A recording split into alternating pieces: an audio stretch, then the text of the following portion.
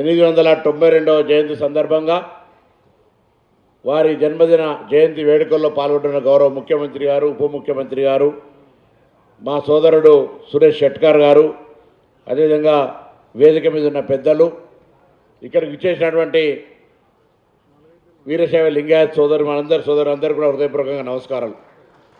892 సంవత్సరాలు ఇంతకుముందే మిత్రుడు మాట్లాడినట్టుగా ఆనాడే లింగ వివక్ష లేకుండా, కుల వివక్ష లేకుండా, మత వివక్ష లేకుండా ఒక సభ్య సమాజాన్ని నిర్మించడానికి ప్రయత్నం చేసినటువంటి మరి మహాత్మా ఈరోజు మనము వారి జయంతి, బసవన్న గారి జయంతి జరుపుకుంటా ఉన్నాం. 892 సంవత్సరాల క్రితమే ఆలోచన చేయగలిగి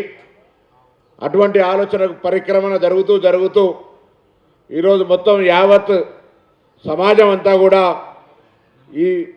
ఒక సంక్షేమం, సామాజికంగా న్యాయం జరగాలనే ఆలోచన కోణం కాడికి మూల కేంద్రంగా చేరుతూ ఉంది.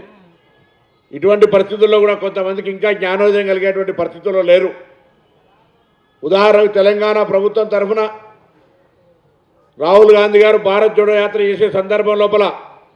ఇప్పటికీ ఉన్నటువంటి అసమానతలు తొలగించాలని, అందరికీ న్యాయం జరగాలని ఆనాడు ఎట్లయితే బసవన్న గారు అనుకున్నారో, మహాత్మా ఆనాటి ఆలోచన ప్రకారంగా రాహుల్ గాంధీ గారు ఇవాళ భారత్ జోడోలో జితన ఆబాది ఉతన ఇసాదారి అనే ఆలోచనతో అందరికీ సామాజిక న్యాయం జరగాలని ఆలోచన చేసి ప్రకటన చేస్తే, రేవంత్ రెడ్డి గారి నాయకత్వంలో ఏర్పడ్డ ఈ ప్రభుత్వం తెలంగాణలో ఉన్నటువంటి వారందరికీ న్యాయం జరగాలని, ముఖ్యంగా ఏ సామాజిక న్యాయం కొరకైతే మనం అడుగుతా ఉన్నామో ఆ సామాజిక న్యాయం జరగాలనే ఆలోచనతో ఈరోజు తెలంగాణ వ్యాప్తంగా కుల సర్వే జరిగింది. దానిలో కూడా పాల్గొన్నటువంటి వాళ్ళు తెలంగాణలో 42% బలైన వర్గాలకు స్థానిక సంస్థలతో పాటుగా విద్యా ఉపాధి అవకాశాలు ఇవ్వాలని చెప్తే కూడా దాన్ని కూడా సరైన విధంగా అర్థం చేసుకోలేని పరిస్థితులల్లా ఇంకా నియంతృత్వ పొగడలతోటే ఇంత మార్పు, సామాజికంగా మార్పు నడుతూ ఉంది. ఆనాడేసిన పునాదులు ఇప్పుడున్నటువంటి ఇంత ఈ నవ సమాజం లోపల ప్రస్ఫుటంగా కనబడుతున్నాయి. అవన్నీ కూడా అమలు జరగాల్సినటువంటి ఆలోచనలు ఆనాడు అనుభవ మండపంలో మాట్లాడినటువంటి ఆలోచన, అందరినీ ఒక సర్వేజన సుఖిన పోవాలని, లింగ వివక్ష, మత వివక్ష,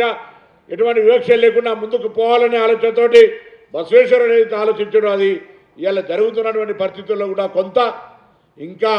అటువంటి లైన్లో రాకపోతూ ఉన్నారంటే వారు ఇవాళ ఒకసారి ఆలోచన చేయాల్సిన అవసరం ఉంది. ఈ వేదిక ద్వారా నేను ఈ తెలంగాణ రాష్ట్రంలో నిజంగా కూడా ఒక సామాజిక న్యాయానికి సంబంధించి 30-40 సంవత్సరాలు పెండింగ్ ఉన్నటువంటి కేటగిరేషన్ కావచ్చు, క్యాస్ట్ సర్వే, తదుపరి దానికి సంబంధించినటువంటి ఇవాళ కులాలకు సంబంధించిన రిజర్వేషన్లకు సంబంధించి కూడా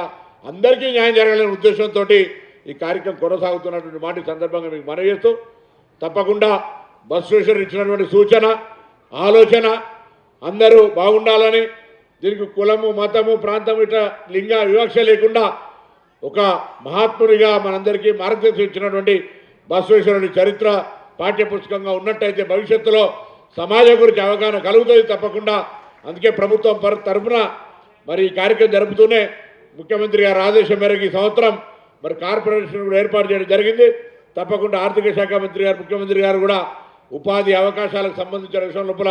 నిధులు కేటాయిస్తున్నారు. రాజీవ్ యువశక్తి కింద కూడా మరి తప్పకుండా లింగాయత్కు సంబంధించిన విషయం లోపల కూడా